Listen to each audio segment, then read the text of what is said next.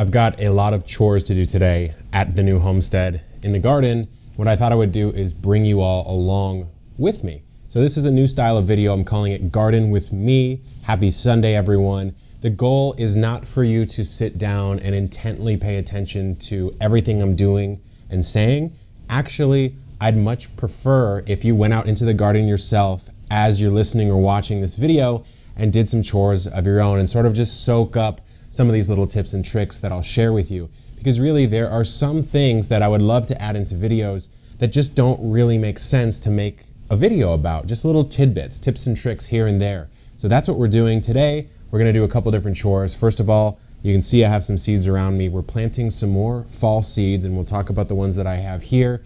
I have to do some pruning and cleanup and then maybe a little bonus thing at the end. So without further ado, cultivate that like button for a relaxing Garden with Me episode, and let's get into it. The first thing that I've got going are some fall seeds that I planted a while back. Now, the first thing I'll say is you can completely start peas just like I'm starting them right now. These are absolutely beautiful, nice and compact. You can tell they're not stretching out because the distance between each node where there's new leafy growth is pretty tight. That means they're getting enough light. A lot of the times when people start seeds indoors, it stretches out and that distance between the nodes gets longer, which is a good indicator that the problem you're having is too little light. Transplanting peas, as long as you keep your moisture on lockdown, it's completely fine, although I do like to add a little bit of inoculant. So there's rhizobia, which are the bacteria that partner up with the legume family to create that nitrogen fixation. So I do like to do a little pre-inoculation with that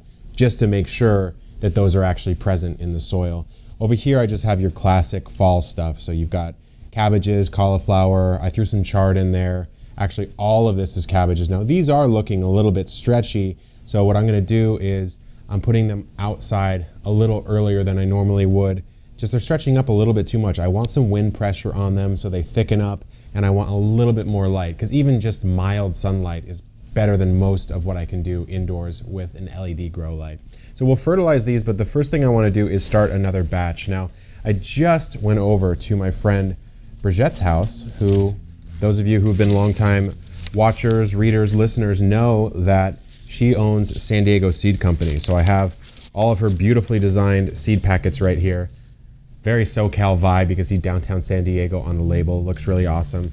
And I'll run through just some of the things she's given me to test out for fall. Because what's nice about having a space as large as I have now is I can do what's called a vegetable trial. And so, you know, when seed companies come out with new varieties, they'll send you them if you're a big grower, and they'll say, hey, grow them out, see what you think. And if you like them, then work that into your catalog. I'm certainly not a seed seller myself, but I do like to trial these varieties. And so we'll talk about some of them. You know, as you would imagine, this one's called all season cabbage. This one's really cool because here in a warm climate, zone 10B, one of the problems you run into is you can't really get into that cold climate to grow some cold climate stuff. And so what Bridgette has done is either cultivated or selected for varieties that will do well even in a warm winter. Now, a lot of you listening are probably in the opposite situation, but there are cultivars that work well in frosty conditions as well. So I have some stuff like that. You know, some really unique stuff like a golden beet. A lot of people think that beets are only that purplish color, and they're certainly not. But what I'm planting in this tray today is going to be an array of sunflowers. So let me get these out here. Sunflower, sunflower, sunflower. All right. Yeah, so what's nice about the ones that I'm testing, I'll run through the varieties for you. First of all, you have skyscraper sunflower. As the name would imply, flower heads can be 14 inches across, and it's a multi-stalked sunflower. So if I'm creating a sunflower garden, so to speak, this one would be on the north side of the garden because it's the tallest. So I want it to shade out the least amount of things. So we've got the skyscraper. Next up, this is probably one of my favorites. It's a very beautiful one. It's called a dwarf one. It's I believe the head structure is called like a bear or something like that. The golden bear is one I've seen before, but it's very unique. You can see the head is covered in flower as well. It's not so isolated out where you have that nice brown head on the interior. This one, let's see, only grows about 2 to 3 inches tall. So I'm gonna place this one over here. So I'm going from tall to small, and I'm gonna plant my container like that just so it's easy for me to remember. Okay, this one here, this is a mix. And so this is a little bit of a tricky one. So I think I'll just leave this one in the middle. It could be a bunch of different varieties. This one, you have Velvet Queen. Now, a lot of people think sunflowers are just yellow. Well, clearly with Velvet Queen, you have this sort of red velvet color, but on the interior, right on that fringe on the interior, it does have a little bit of yellow, which is nice. Now, this one will grow year round. So a lot of you are probably wondering, why am I planting sunflowers right now? All the ones I'm planting, I can grow in my climate at the very least. Next, I have lemon sunflowers. So kind of your basic. All right, now let's plant these out. I don't have seed labels right now, so I've got my little journal here. What I'm gonna do is I've got 6 columns and 4 rows. I'm just gonna mimic that on here just so I remember. Very simple. Labeling, hands down, one of the most important things you can do in the garden. So I'm gonna put the mammoth or the skyscraper right here. With sunflowers, you certainly can soak your sunflower seeds, but it's really not required. And a lot of people say, oh, it's blasphemous, you have to soak them. It does up the germination rate, but again, it is not required. And I'm going for ease of germination, especially when I start planting out a lot of different seeds. There's a lot of space here. So I don't wanna be soaking 5 seeds at a time and this and that. So I'm going 2 in per hole. Very classic. Let me grab I have something back here. You know what? Let me grab this. No, I'll grab this one. I don't have a little dibber out here, so I'm just gonna grab a succulent leaf and propagate this succulent and use it as my dibber. So here we go. Ingenuity at the homestead. Make little depressions. This soil mix here is called Espoma Organics Seed Starting Mix. It's just, you really want a fine-grained mixture when you're starting seeds, because you don't want these sensitive roots and leaves to have to struggle too much going through like a rock or a twig or some larger particle. So in goes our skyscraper. What do I have? 5 different varieties. So I'll double plant some, and I think I'll double plant the dwarf sunflower because honestly, I'm clearly the most excited about the dwarf. All right, when you're thinking about your fall seed starting, a lot of people ask me this question. The question that they ask is, how do I know what I can grow? Well, it really is all based on that first frost. And that's a confusing term for new gardeners because first makes you think it's when you can start doing something. But in fact, when it comes to a frost, it's the time when you can't anymore, right? It's the first frost of your winter season, your fall winter. Look how small the seeds are on this dwarf. Anyways, it is the first frost. So that is the first moment at which it's too cold. There will be many more moments after that, right? So the first frost, let's say today is September 1st. It's not, but let's just say that it is. And your first frost is October 15th. So you have 45 days. And let's say that in general, you can push your zone a little bit and grow under our frost cover for another 2 weeks or so another 15 days. So now that means you got about 60 days before anything you plant really won't survive anymore. What that means is you can grow stuff, start stuff from seed now that matures in 60 days or less. That's the way to think about it. And so if you're looking at maybe a longer variety of a carrot, it's not gonna really do it because that's a 75, 80 day crop. You're not gonna make it to the point at which it will survive. Let me just label this really quickly. That's dwarf. So that is the real key. You have to think backwards in time, which is confusing and frustrating, I think, for a lot of new gardeners. That's the one part of gardening I find that most people get confused by, is thinking with that extra dimension of time when you're thinking about your plantings. So even in spring, your last frost, that would be the last time that it's too cold for the ground to be workable, right? You have to kind of plan for starting seeds so that they're ready by that last frost. So as soon as the ground's workable, you can transplant into it and you can actually work that soil. So you get a head start on your season. Because the other alternative, what's your option, right? Let me label this one, Velvet Queen. Your other alternative in spring is to just wait until you can work the ground and then direct sow into the garden. Let's say you're growing a tomato and you have a short growing season though. If you do that, then let's say it's March, right? Let's just go April 1st. It's April 1st, April Fool's Day, and you're about to become a fool because you have decided to direct sow your tomato April 1st, the first moment that it is workable in the ground. Well, a smarter gardener has already been conditioning their tomatoes indoors from seedling maybe about 4 to 6 weeks, maybe even 8 weeks, aka 2 months ahead of time. So they have a 1 to 2 month old tomato that they're putting in the ground as soon as it's workable, and you're putting in a 0-day-old tomato. So you can see you've lost quite a bit of time compared to this other gardener. And that's why you really do have to think about your timings. Now, I'm coming out pretty soon with what I'm calling the Epic Plant Calculator, or the Epic Planting Spreadsheet, Plant Calendar. I'll come up with a better name, clearly. And that's designed to, no matter what zone you're in, no matter what you want to grow up to a reasonable degree, I can't put every plant on earth in there, but most of your common garden vegetables and fruits, you'll be able to put it in, put your date in of your last frost, and it will tell you exactly when and how to plant everything. And so you can calculate out your garden, and it'll be kind of a living spreadsheet. So once you buy access to it, you'll have access to it for life, and you'll get all of the updates as well. So that's something I'm working on for the 2021 season for you guys. But now our sunflowers are in. And so the next step is to cover this up with just a bit more soil. So I'm going to grab that in a second, and then we'll water this in, and we'll bring all these indoors to go under lights for just a little bit longer. Sunflowers, being a taller, larger seed, just a bigger seed, you can bury them a little deeper than your average seed, like maybe 1/4 to a 1/2 inch or so, and they'll be fine. So I'm not suffocating them underneath a mountain of soil here. Then, because all seed starting mixes are a little bit light, right? There's not too much in the way of heavy products in there. They can sometimes be a little hard to rehydrate. So what I like to do is I'll hit it with my mister real quick.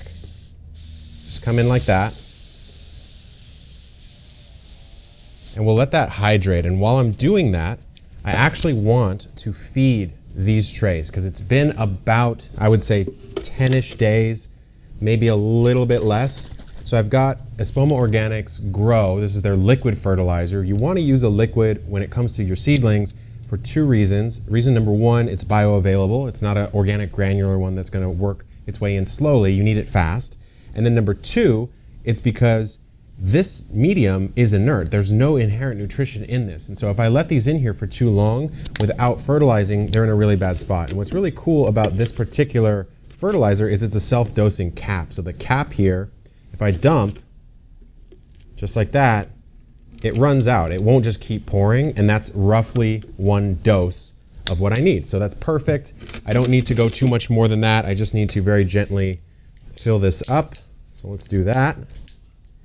And then we'll get into watering these in with some actual fertilizer.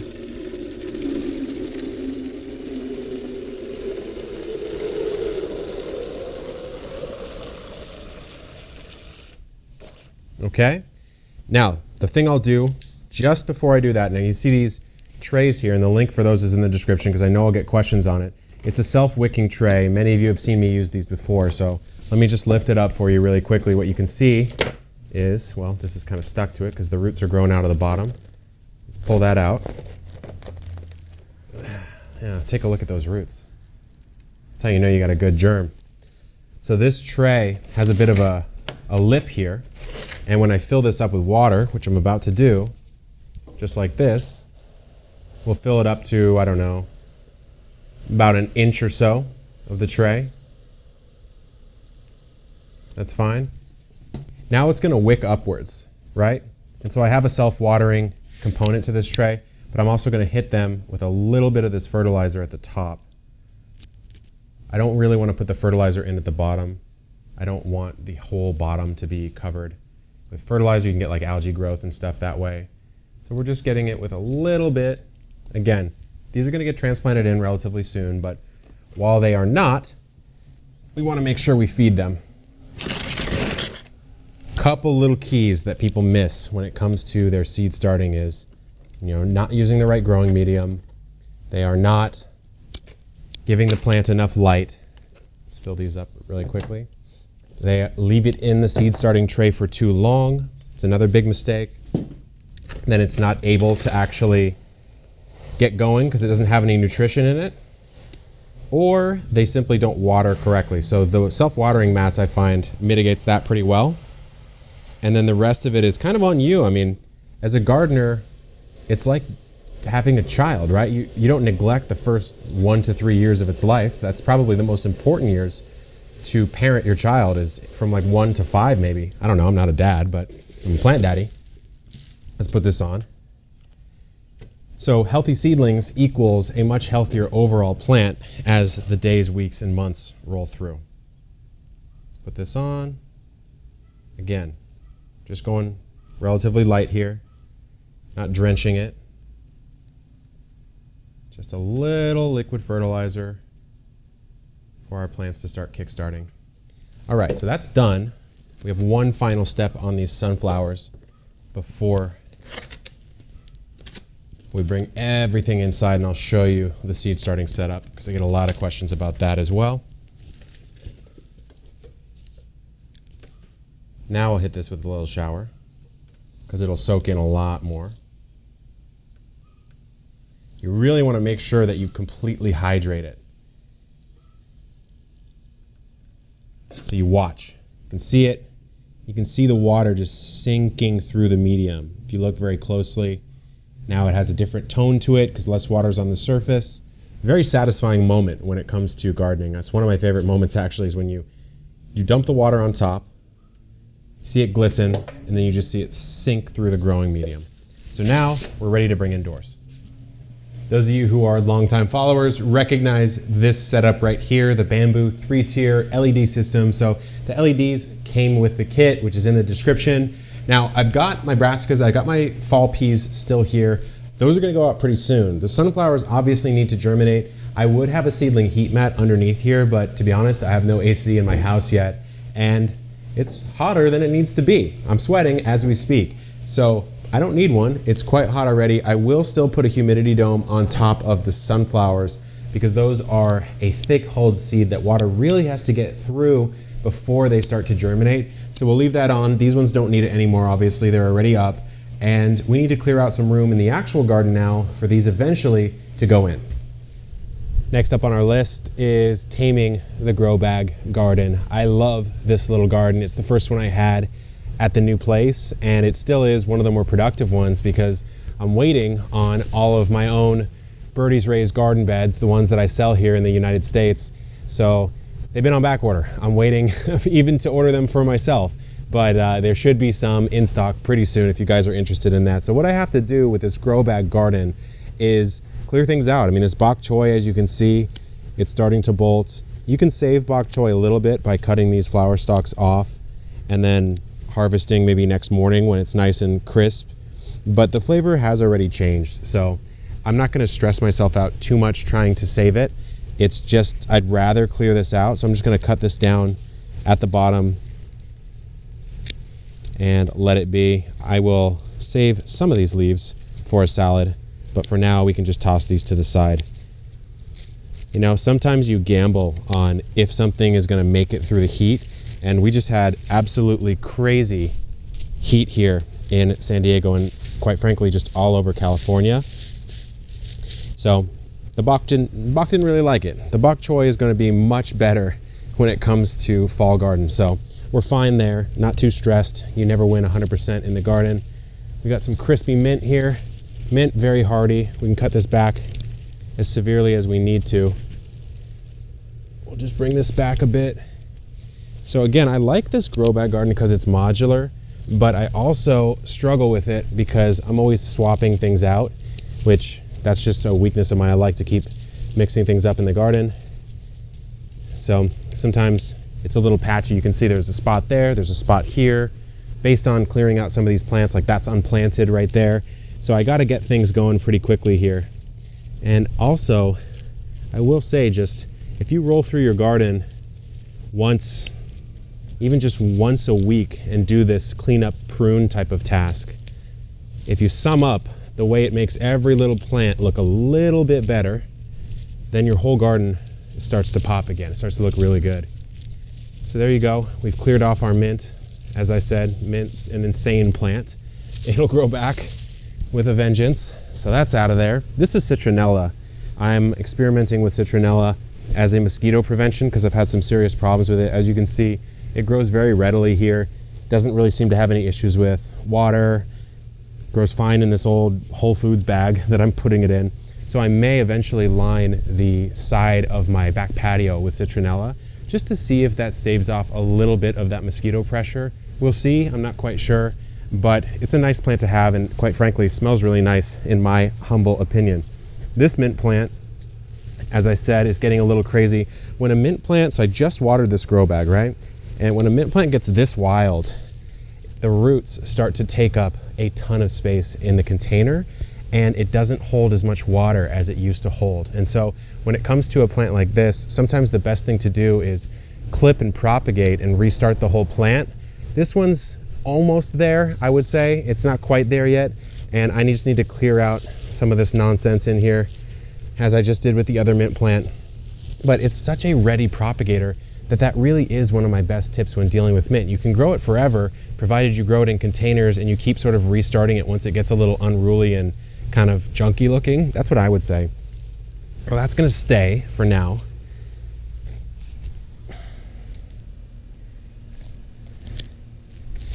This lettuce is bolted, its time is up.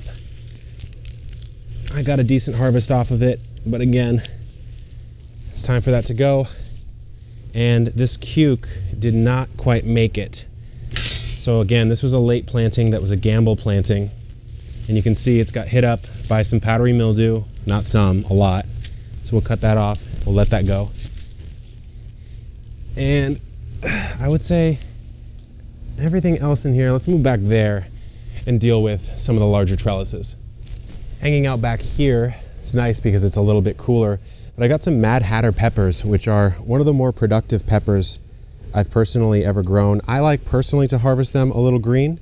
A lot of people let them go red. I think you'll find if you struggle to grow peppers, these Mad Hatters will serve you very, very well. I wish I had my Epic Harvest apron out here, but for now, we'll toss them on the ground and we will pick them up later. With peppers, you do want to harvest as they ripen up or as you're ready to harvest them, like with jalapenos, for example, shishito peppers, good example. You just want to do that because then that's going to force the plant, or at least encourage it, to produce a little bit more for you instead of finishing itself off. Because you got to remember, these plants want to propagate, right? That's why they're producing this fruit and these seeds. So if they've successfully done it and you haven't removed these off, they're going to not produce as much. Now, is that a general rule across all plants? Definitely not, but it does seem to work in the world of, let's say, peas, peppers, beans, things like that. It works really, really well. So that's that. I'm gonna now take a little bit of time to bush out this basil plant here. This is an Amazel basil, great variety, very productive. Doesn't flower too much, and even when it does flower, the flowers continue, or the vegetative growth continues after the flower, which is really nice.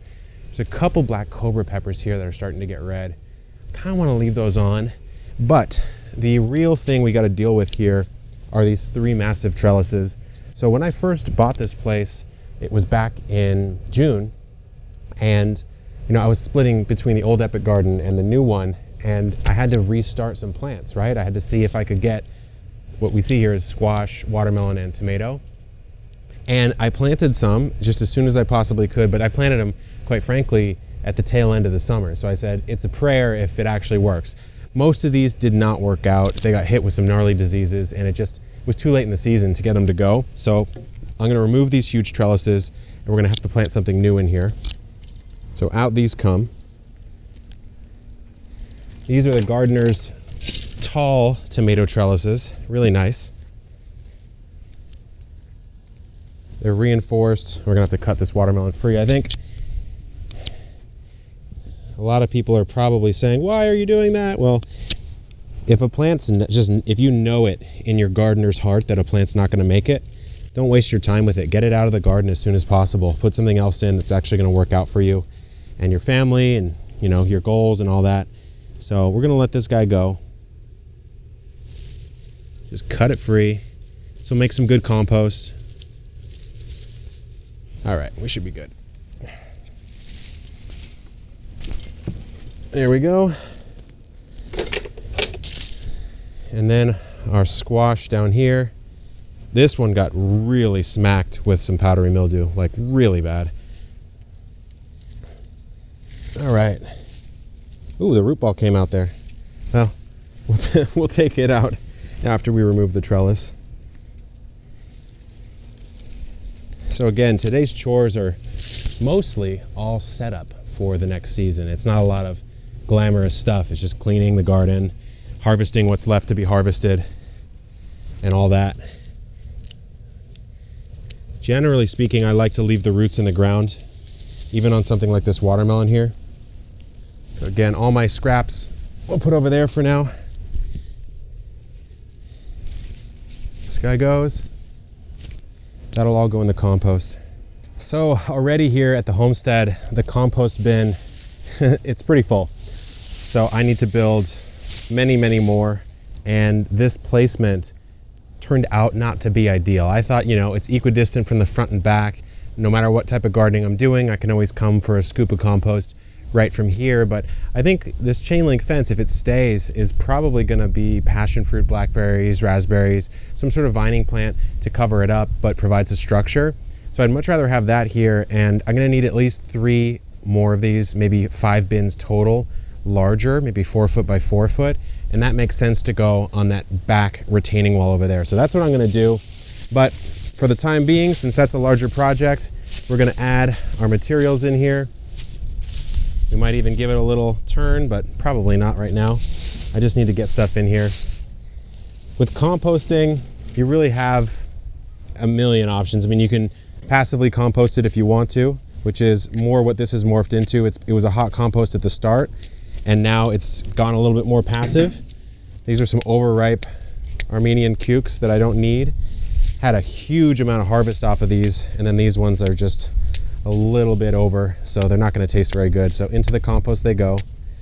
Surface area is important when it comes to composting, so if I threw in the huge Armenian, it wouldn't really break down that quickly, but even just breaking it down like this with my hands, that'll be completely fine. You can see these are already starting to rot out, which is what we want. What we want in this particular case. So this is going to go passive. That's what I'm trying to say here. But I still will give it a little bit of moisture. And I gotta wrestle around. I know my thermometer's in here somewhere. Where are you at? I think I buried it. We'll find it. Sometimes when you've got this wheelbarrow full of debris, I just like totally smashed my hand on, I think, a rotten tomato. But that's all good. Not too much left. I'll just dump the rest in manually. Just like that.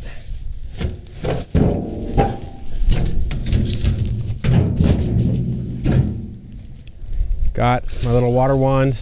This is the Dram Rain Wand One Touch.